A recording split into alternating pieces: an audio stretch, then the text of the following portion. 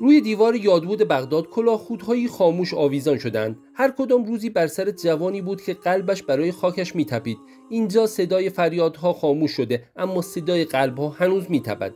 هر خط و خش روی این فلزها قصه‌ای است از روزهایی که مرزها با خون نگه داشته میشدند، آنهایی که این کلاهخودها را گذاشته و رفتند دیگر برنگشتند.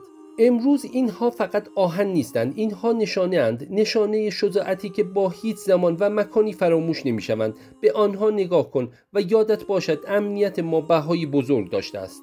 وقتی با پای پیاده راهی کربلا هستی، بین راه سری هم به بغداد بزن، به میدان قادسیه، همانجا که شمشیرهای قادسیه را مثل مدال افتخار بالا بردند.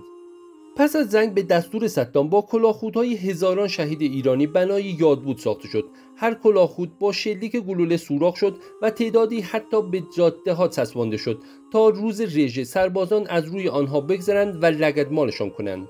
این فقط یادبود نبود، این نمایش تحقیر بود و ما نباید فراموشش کنیم.